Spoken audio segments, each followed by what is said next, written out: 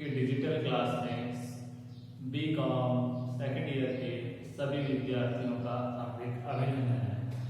आज हम बात कर रहे हैं ईएफएम के second book paper number second की, जिसका नाम है वित्तीय प्रबंध के मूल तत्व elements of financial management.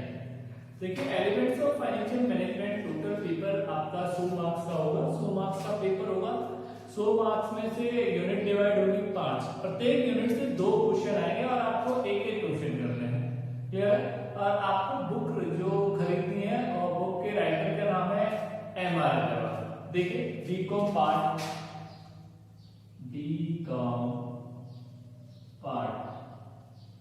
Second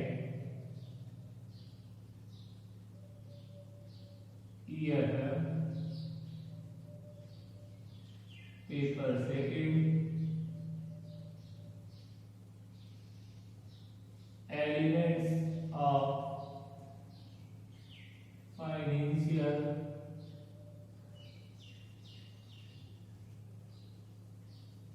management. Elements of financial management वित्तीय प्रबंध के मूल वित्तीय प्रबंध के मूल बुक राइटर है एन.आर. अग्रवाल।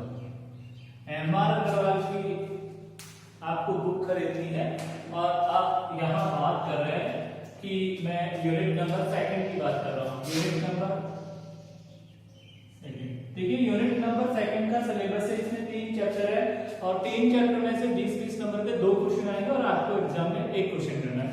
देखिए, 3 चैप्टर कौन कौन से हैं? पहला चैप्टर है रेशियो एनालिसिस, दूसरा चैप्टर है फंड फ्लो एनालिसिस और तीसरा चैप्टर है cash flow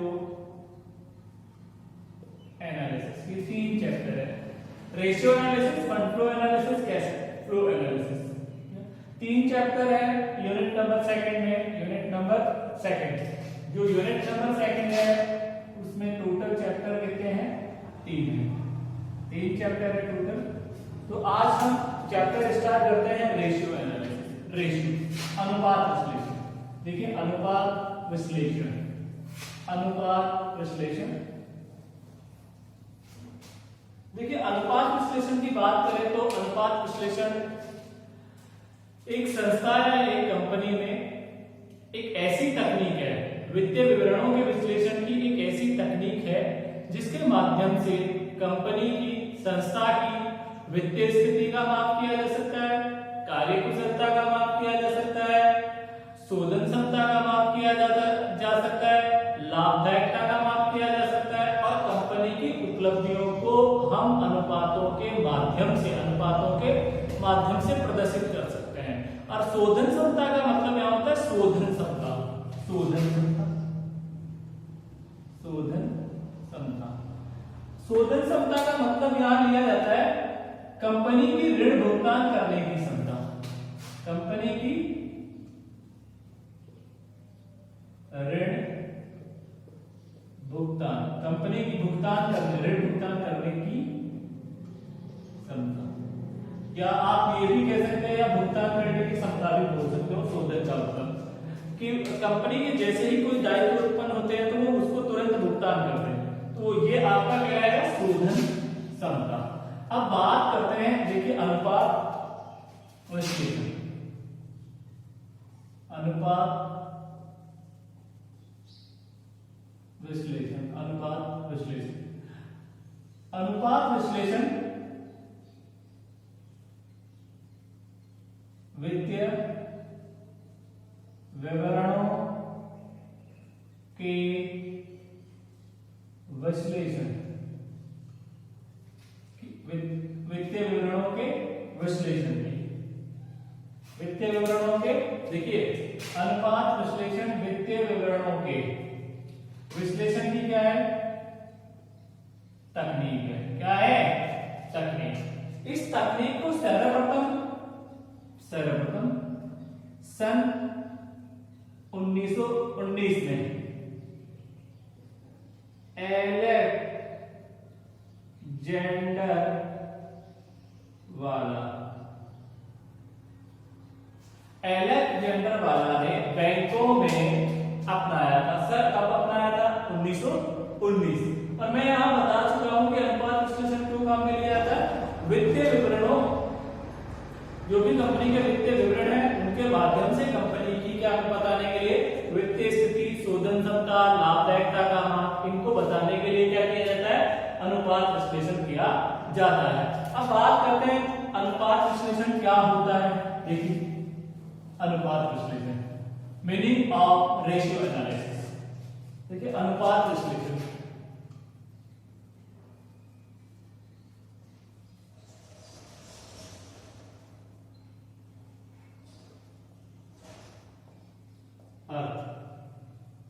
meaning of ratio analysis. देखिए अनुपात विश्लेषण का वित्तीय विवरणों की मदों और मदों के समूह के मध्य संबंध स्थापित करने की प्रक्रिया को ही क्या कहते हैं? अनुपात विश्लेषण कहते हैं। फिर एक बार सुन लीजिए, वित्तीय विवरणों की मदों और मदों के समूह के मध्य संबंध स्थापित करने की प्रक्रिया को क्या कहते हैं? अनुपात विश्लेषण कहते हैं। जैसे देखिए वित्तीय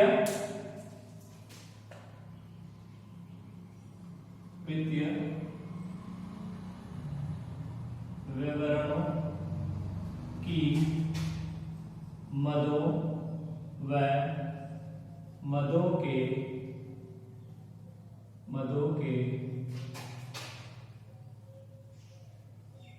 समूह के मध्य संबंध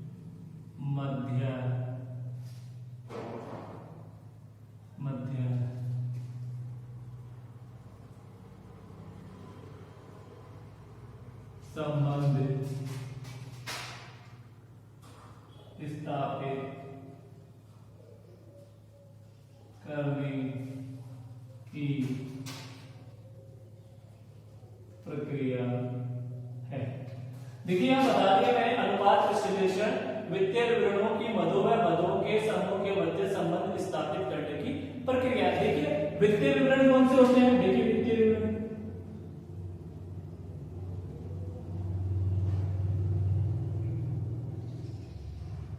financial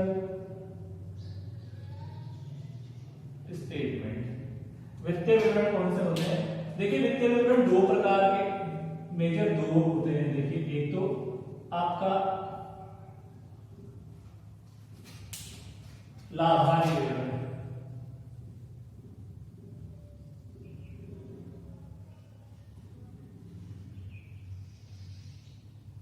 statement of profit and loss, और दूसरा होता है स्थिति विवरण या चिट्ठा, balance sheet.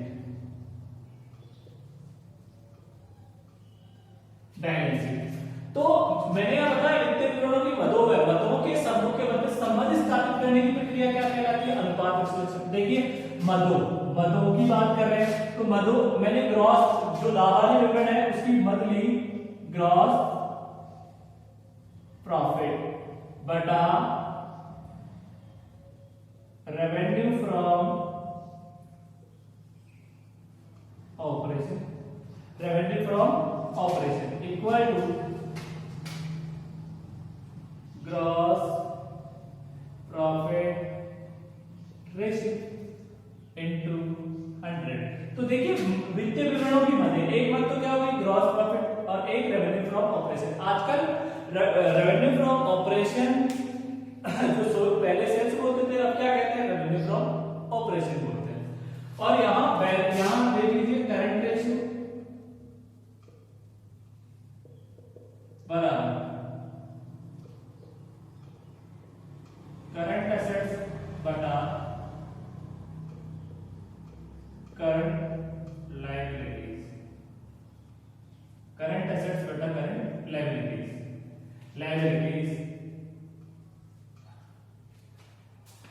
Liabilities. Current ratio current assets बटा करंट लायबिलिटीज।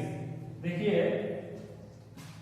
यहां पर तो देखिए ये मदों का समूह, ये करंट एसेट्स अपने आप में समूह और करंट लायबिलिटीज अपने आप में समूह। करंट एसेट्स में बहुत सारी करंट एसेट्स शामिल है और करंट लायबिलिटीज में जैसे outstanding expenses, proposed dividend, provision for tax, unclaimed dividend, ठीक है। तो ये एक समूह बन गया। तो कहने का मतलब अनुपात विश्लेषण क्या है? मदों में संबंध बताता है या मदों के समूह में संबंध स्थापित करने की एक क्या कही गई है? प्रक्रिया कही गई है। अब बात करते हैं, एक डेफिनेशन की बात करते हैं यहाँ पर विक्सन, एल्बर्ट, ब्रैडफोर्ड के अनुसार। किसके अनुसार? विक्सन, देखिए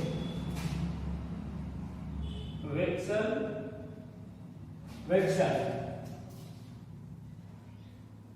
स्केल व ब्रैडफोर्ड के अनुसार। देखिए विक्सन, स्केल व ब्रैडफोर्ड के अनुसार, विक्सन, स्केल विक्सन, स्केल व ब्रैडफोर्ड के अनुसार। देखिए वित्तीय विवरण, देखिए क्या था? अनुपात विश्लेषण विवरणों की मदों। देखिए इन्होंने कहा था अनुपात विश्लेषण, अनुपात विश्लेषण विवरणों की मदों की मदों व मदों के समूह में, मदों के समूह में संबंध निर्धारण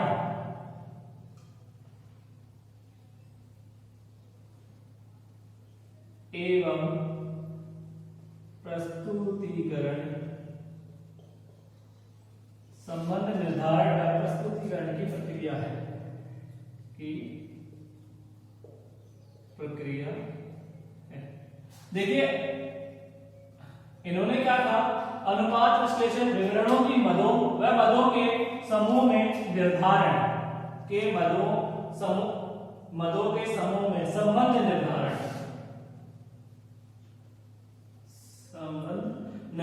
एवं प्रस्तुतिकरण की क्या है? प्रक्रिया है। क्लियर है? किसने कहा? ये विक्सन, एल्बर्ट, ब्रैडफोर्ड ने कहा। बाय विक्सन, देखिए by Wixon, L and Bradford, by Wixon, L and Bradford के अनुसार रेशियो एनालिसिस, देखिए ratio analysis of statement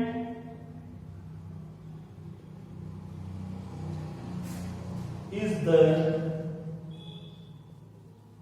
the process of determining and presenting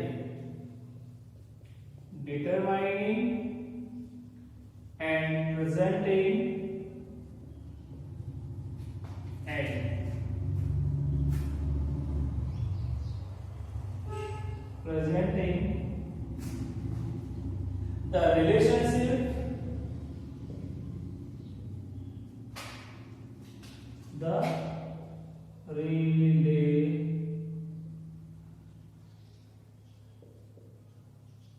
relationship of items and group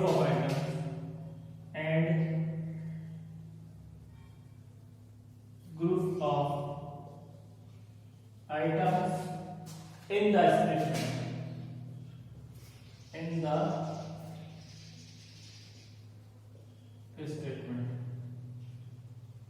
देखिए ये मैंने definition बता दी है आपको, किसकी? ये अर्थ बता दिया मैंने, ये डेफिनेशन बता दी कि Wixon, by Wixon, L and Bradford, ratio analysis of a statement is the process of determining and presenting the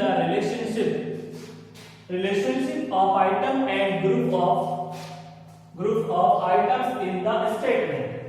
clear? ये भी यही बात बता रहे हैं कि रिलेशनशिप, जैसे relationship between the current assets and current liabilities is called the ratio analysis. देखिए relationship between the current assets and current liabilities is called the ratio analysis. Clear?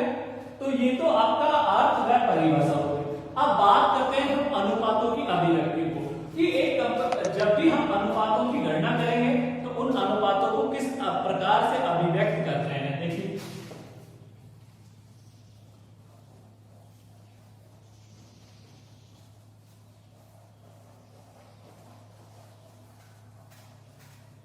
अनुपातों की अभिव्यक्ति,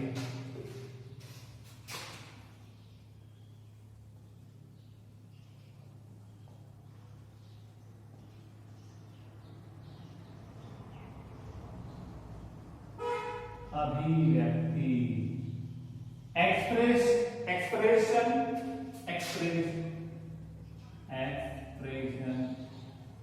ऑफ रेशियोज। क्लियर?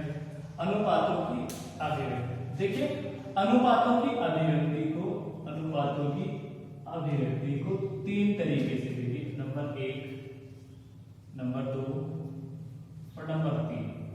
तीन प्रकार से अभिव्यक्त किया गया। एक तो शुद्ध अनुपात के रूप में, एज ए प्योर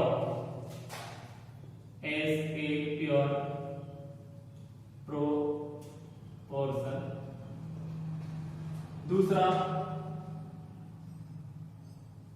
दरिया गुने के रूप में, एज ए टाइम या रेट बोल सकते हैं, रेट ले लीजिए। और तीसरा था आपका प्रतिशत के रूप में। तो किसके रूप में? प्रतिशत के रूप में, एज ए परसेंटेज। देखिए शुद्ध अनुपात के रूप में, as a pure proportion, as a rate, दरिया गुने के रूप में, प्रतिशत के रूप में। देखिए शुद्ध अनुपात के रूप में कैसे? देखिए जैसे मैंने यहां लिखा 10,000 डिवाइड बाई 5,000 इक्वल 2:1। तो ये तो क्या होगा? शुद्ध अनुपात के रूप में। देखिए दरिया गुने के रूप में 10,000 डिवाइड बाई 5,000 इक्वल 2 टाइम्स। इधर देखिए 10,000 divide by 5,000 into 100 equal to 200%। तो अनुपातों की जो अभिव्यक्ति है उसको 3 भागों में बांटा गया है। अनुपातों की अभिव्यक्ति को कितने भागों में बांटा गया है? 3 भागों में बांटा गया है। पहला शुद्ध अनुपात के रूप में, दूसरा दरिया गुने के रूप में, तीसरा प्रतिशत के रूप में। क्लियर है ये बात? आगे चलते हैं। देखिए आगे अनुपातों का वर्गीकरण पढ़ेंगे। अब अपन किसका वर्गीकरण? अनुपातों का वर्गीकरण।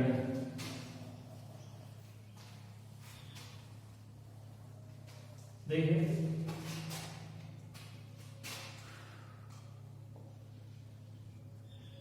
अनुपातों का वर्गीकरण, क्लासिफिकेशन ऑफ रेशियो। देखिए अनुपातों का वर्गीकरण, अनुपातों के वर्गीकरण को 3 भागों में बांटा गया है, नंबर 1, नंबर 2 और नंबर 3। देखिए अनुपातों के वर्गीकरण को कितने भागों में बांटा गया? 3। एक तो पहला है संरचनात्मक वर्गीकरण, दूसरा है कार्यात्मक वर्गीकरण, तीसरा क्या है? तीसरा उद्देश्य के आधार पर वर्गीकरण, किसके? महत्व के आधार पर वर्गीकरण। पहला क्या है? संरचनात्मक, दूसरा कार्यात्मक और तीसरा महत्व के आधार पर। देखिए संरचनात्मक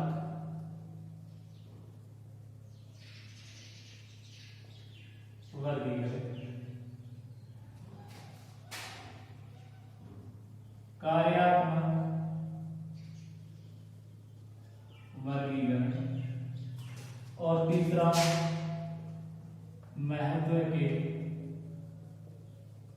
आधार पर, महत्व के आधार पर structural classification, functional classification,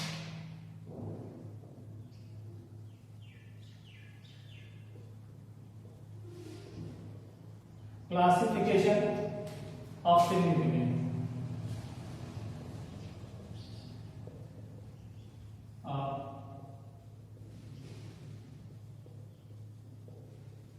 classification of significance. देखिए इसके भी दो पार्ट किए गए हैं, 3 पार्ट। कितने पार्ट? 3। जो संरचनात्मक वर्गीकरण था उसे भी कितने भागों में बांटा गया है? 3 भागों में। पहला देखिए चिट्टा अनुपात, बैलेंस शीट रेशियो। दूसरा लाभ हानि विवरण अनुपात। कौन सा अनुपात? लाभ हानि विवरण। और तीसरा अंतर विवरण अनुपात। इधर इसको 5 भागों में बांटा गया है, 2 3 4 और 5। किसको? कार्यात्मक वर्गीकरण। पहला है तरलता अनुपात, दूसरा है लाभदायकता अनुपात, तीसरा कार्य कुशलता या क्रियाशीलता अनुपात, चौथा उत्तोलक या पूंजी संरचना अनुपात, उत्तोलक या पूंजी संरचना अनुपात। पांचवा आपका है विनियोग विश्लेषण अनुपात। और इसको 2 भागों में बांटा गया, प्राथमिक अनुपात और दूसरा आपका गौण अनुपात। प्राथमिक अनुपात और दूसरा क्या है आपका? गौण अनुपात। देखिए ये मैंने आपको क्लासिफिकेशन का पार्ट बता दिया है कि अनुपातों का वर्गीकरण को 3 भागों में बांटा गया है। 3 भागों में बांटा गया है। संरचना के आधार पर वर्गीकरण, कार्यात्मक वर्गीकरण और महत्व के आधार पर वर्गीकरण।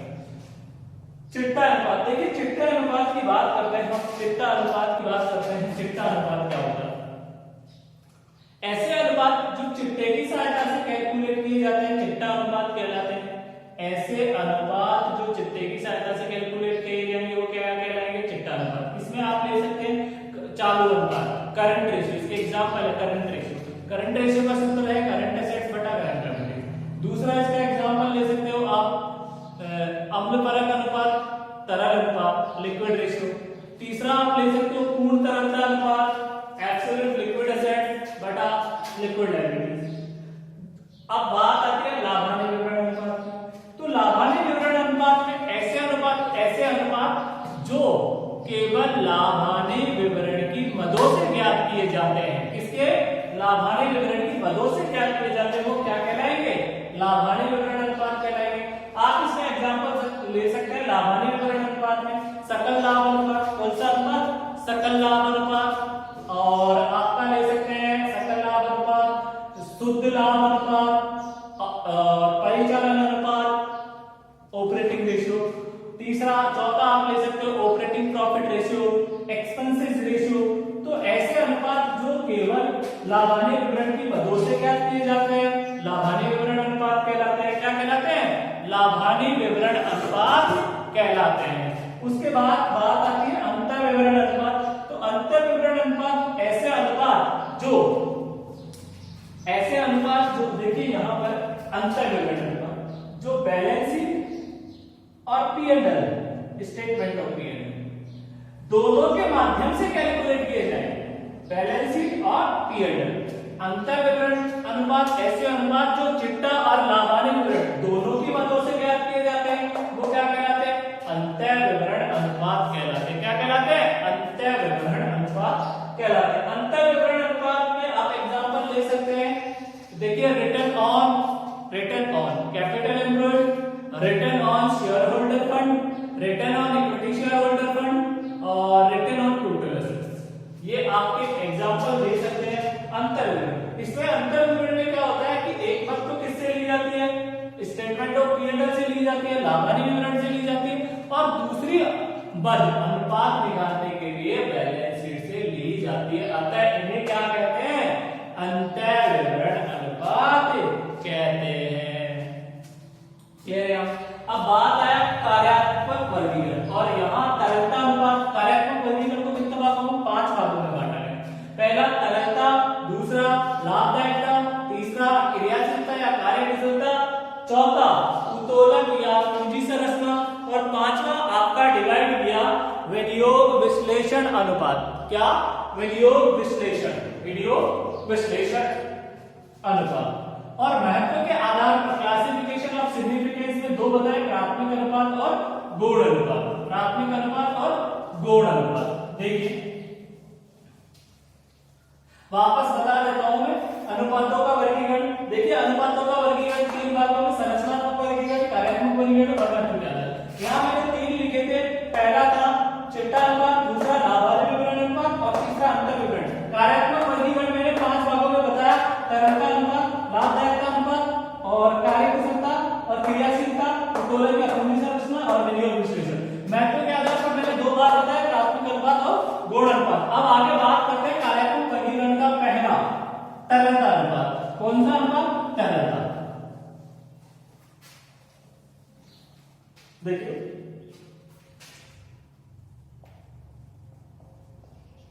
तरलता अनुपात, लिक्विडिटी रेशियो।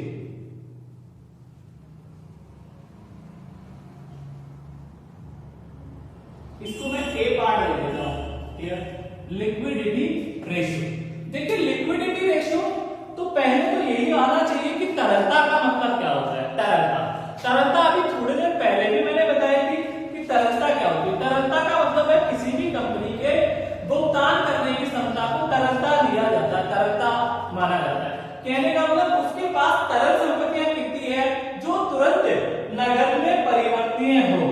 क्लियर। तो तरलता का मतलब क्या, किससे लिया जाता है, ऋण भुगतान करने की क्षमता से लिया जाता है। अब इसे आप कह भी सकते हो अल्पकालीन शोधन क्षमता, कि अल्पकाल में ही वो किसी भी प्रकार के पैसे को तुरंत चुका दे, तो वो क्या कहलाएगी, उसकी तरलता।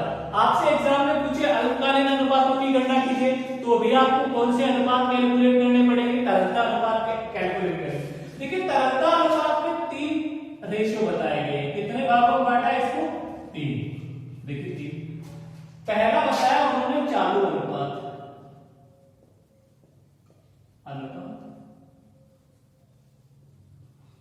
Current ratio.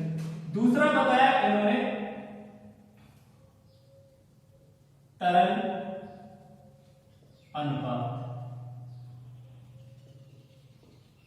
Liquid ratio. इसे क्विक रेशियो भी बोलते हैं, इसे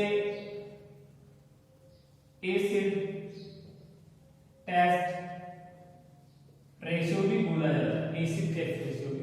और इधर बात करते हैं पूर्ण तरलता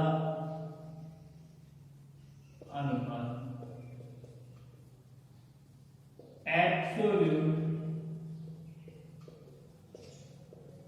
लिक्विड रेशियो।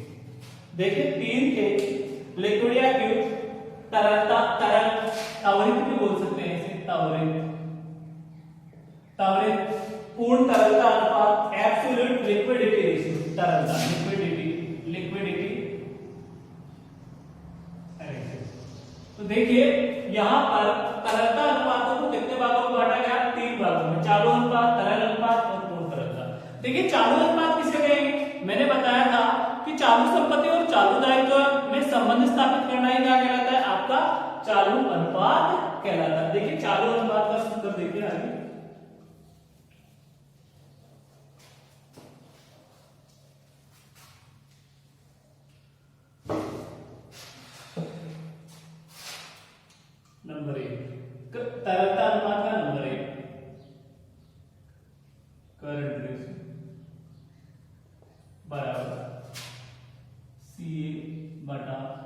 सीए।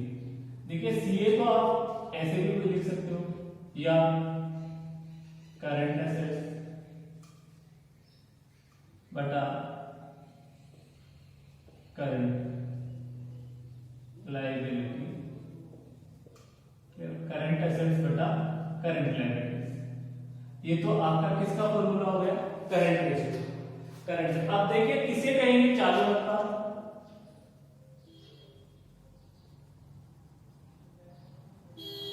चालू। देखिए चालू संपत्तियों और चालू दायित्व में संबंध स्थापित करना ही आपका क्या कहलाता है, चालू अनुपात कहलाता है। Relationship between current assets and current liabilities is called the current ratio, current ratio. Relationship between current assets and current liabilities is called the current ratio. अब यहां पर बात कर लेते हैं करंट एसेट्स, किसकी, करंट एसेट्स। देखिए करंट एसेट्स कौन कौन सी आएगी,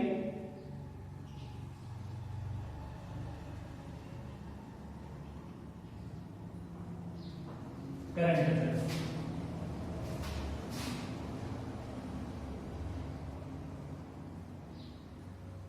करंट एसेट्स में किस किस को इंक्लूड किया जाता है। आप इसमें एक तो ले सकते हैं cash and cash equivalent,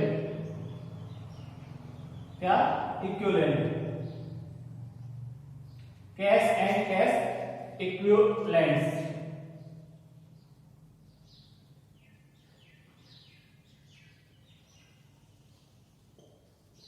equivalents आप फिर ले सकते हैं ट्रेड रिसीवेबल,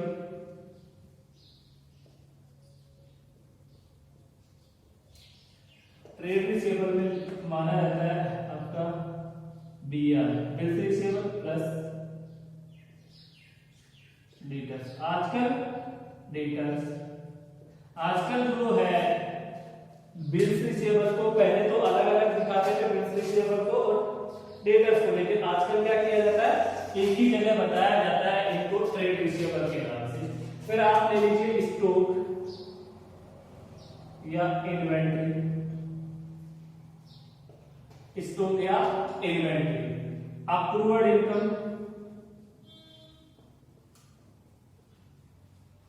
प्रीपेड एक्सपेंसिव, ये भी आपकी क्या मानी जाएगी, करंट एसेट्स मानी जाएगी। Short term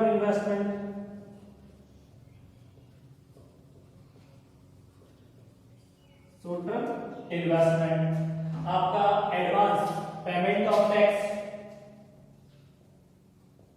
advance payment of tax, advance payment, accrued interest on investment,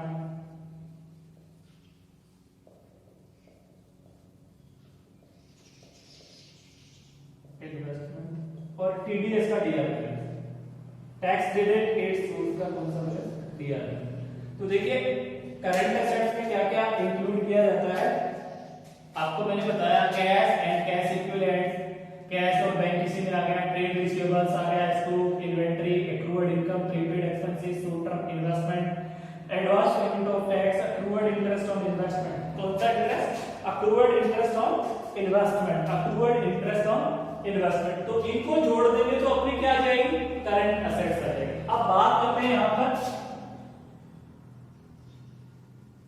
current liabilities की। तो देखिए करंट लायबिलिटीज में क्या क्या आएगा आपका, current liability, bank overdraft, cash credit and cash credit. देखिए एक तो आएगा बैंक ओवरड्राफ्ट और कैश क्रेडिट, एक आएगा आपका ट्रेड पेएबल, कौन सा, ट्रेड पेएबल, फिर क्या आएगा, ट्रेड पेएबल, फिर आएगा आपका short term loan and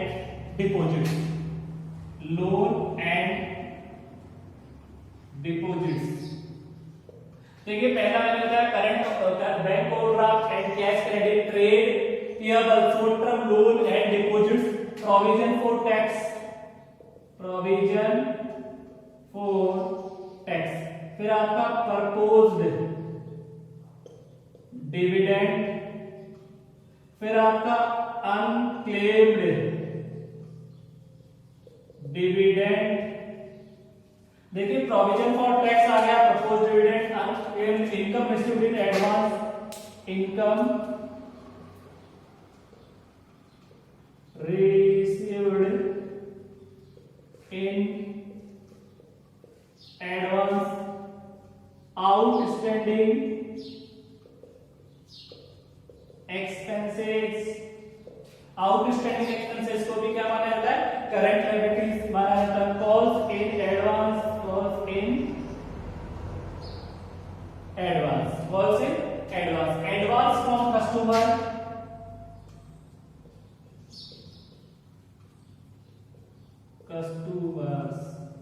advance from customers and deposit from dealer, deposits from dealers. तो ये आपकी क्या हो गई, देखिए जो करंट लायबिलिटीज का हिस्सा है, करंट